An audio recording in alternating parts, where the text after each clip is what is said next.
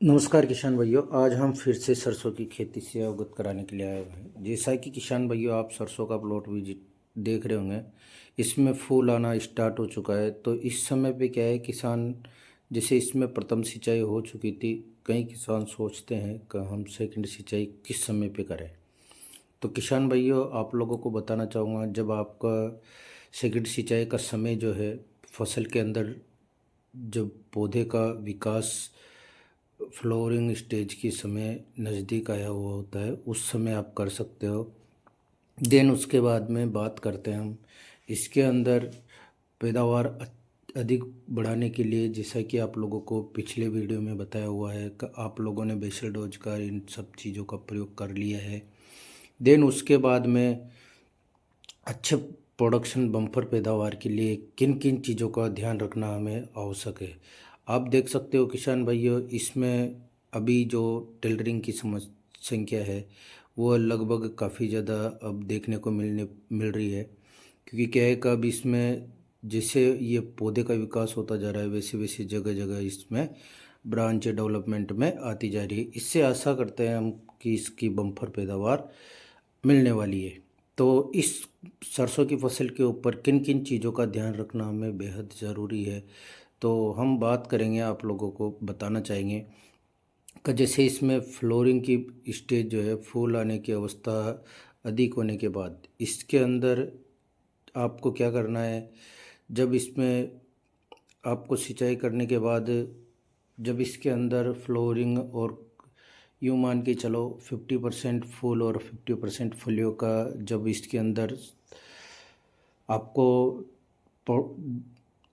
पौधे की कंडीशन देखने को मिले, तो उस समय पे आपको क्या करना है, जो 5 स्टार जो सल्फर आता है 85% वाला, उसका प्लस उसके साथ में कोई भी इंसेक्टिसाइड का प्रयोग आप उसके साथ में मिलाकर, जैसे फेनोल डस्ट हुआ या कोई भी चीज़ें लाइट डोज में मिलाकर आप उसके ऊपर छिट्टा मार सकते हो। ऊपर से चारों तरफ, मेड़ के चारों तरफ से आप छिट्टा मार सकते हो। इसमें आपको क्या करना है कि कई प्रकार की जो ये कीट दिख रहे हैं, एक तो इनका अटैक कम हो जाएगा और उसके बाद में आप लोग अपनी फसल की जो अच्छी क्वांटिटी है उसमें बरकरार देख सकते हो। और आपको बताना चाहूँगा इस समय पे क्या है कि जैसे अधिक पाला पड़ना, ओस का गिरना या कोहरा हो जाना, इन चीज़ों से भी आपकी फसल को बचाया जा सकता है। क्योंकि क्या है कि कई बार देखा हुआ है कि अधिक पाला पड़ने की वजह से इसके फूलों में और फलियों में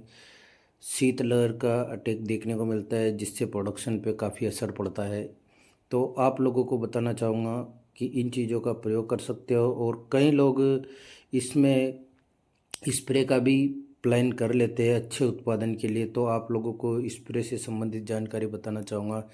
जैसे मान लो आप इन चीज़ों का प्रयोग ना करो और स्प्रे की अगर आप अच्छी मेहनत करके इसमें स्प्रे का प्रयोग करना चाहो, तो उसके लिए आपको जैसे टेबुकोनाजोल प्लस सल्फ़र का प्रयोग लिक्विड फॉर्मुलेशन बनाकर, और उसके साथ में आप जो 13-0-45 आता है उसका प्रयोग कर सकते हो, जिसमें आपकी फसल को अगर नाइट्रोजन की कमी होगी तो वह भी कम प्रचुर मात्रा में पूरी हो जाएगी, और पोटास की भी मात्रा इसके अंदर पर्याप्त मात्रा में पहुंच जाएगी। क्योंकि क्या होता है किसान भाइयों, जब कोई भी फसल हो उसके अंदर पोटास एक अहम भूमिका निभाता है। उस समय आपको कितने फ़ायदे करवाएगा पोटास, एक तो प्रोडक्शन में अच्छा प्रोसेस देगा, फल परिपक्व पूर्ण रूप से बर पाएगा, और फलियों की संख्या भी तेज होगी। फ्लोरिंग स्टेज भी जो आपकी चल रही है उसमें जो उसकी दानों की संख्या होगी वो भी काफ़ी अच्छी देखने को मिलेगी। भूमि में पड़े न्यूट्रिशन वगैरह को सबको पौधा ऊपर अपने फल तक पहुंचाने में भी पौधे को मदद मिलेगी, और उसके साथ साथ में रोग प्रतिरोधक क्षमता बढ़ जाएगी। उस समय आपकी फसल को पाले से भी बेहद तरीके से बचाया जा सकता है। पोटास आपकी फसल के जो दानों की साइज होगी उनकी भी अच्छी क्वांटिटी, और कई प्रकार की जो समस्याएं आती है, जैसे आपको बताया मैंने टेबुकोनाजोल प्लस सल्फर, तो इस प्रकार से जो जलेबी रोग आता है उसका भी कंट्रोल आपका टेबुकोनाजोल प्लस सल्फर करवा देगा।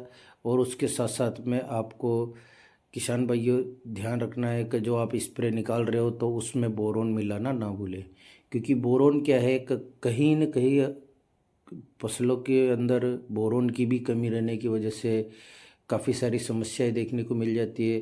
तो पौधा अपना जो प्रोसेज होता है वो पूर्ण रूप से कर नहीं पाता है, और जैसे उस समय कई सारी समस्याएं सामने आती है।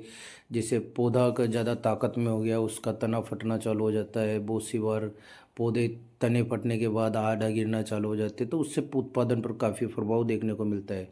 तो सभी किसान भाइयों को मैं अनुरोध करना चाहूँगा, जिन जिन किसान भाइयों ने सरसों की फसल लगा रखी है, तो सरसों की फसल के अंदर यूँ मान के चलो आप लगभग 60 दिन के बाद उसके अंदर फलियों की और फूलों की संख्या जो बढ़ जाती है, तो उस समय पे आप इन चीज़ों का प्रयोग कर सकते हो जब अधिक पाला हो जाए। क्योंकि क्या है, इस बार भूमि के अंदर अधिक नमी की मात्रा होने की वजह से कई सारी फफूंदी जनित बीमारियों का भी अटैक देखने को मिलेगा, और पाला अधिक ज़्यादा पड़ता है। तो पाले की जो प्रभाव है उसको भी हम सल्फ़र का प्रयोग करके नॉर्मल बना सकते हैं। क्योंकि क्या है, एक जब अधिक पाला रहता है तो फसल को शीतलहर के चपेट में आने की ज़्यादा चांसेज देखने को मिलते हैं। तो आप सभी किसान भाइयों को मैं बताना चाहूँगा, आप अपनी फसल के अंदर जैसे शुरुआती दौर में सब चीज़ें मैंने आप लोगों को वीडियो में बताई हुई है, उसी प्रकार आप पौधे के अंदर जैसे मान लो 50% फल और 60% फल बन जाता है, फलियाँ बन जाती है, उस समय पे इस चीज़ का प्रयोग करें। क्योंकि क्या है, दिसंबर के लगभग में जैसे ये चीज़ें हम लोगों को पाले की समस्या ज़्यादा देखने को मिलती है, तो उस समय हमारी फसल पर पूरी पूरी निगरानी आप लोगों को रखना है। तो धन्यवाद किसान भाइयों, बने रहिए मेरे यूट्यूब चैनल @mohissuman2305 पर। इस प्रकार मैं आप लोगों को सरसों की खेती की जानकारी और भी आगे अन्य वीडियो के माध्यम से पहुंचाता रहूँगा। धन्यवाद साहब।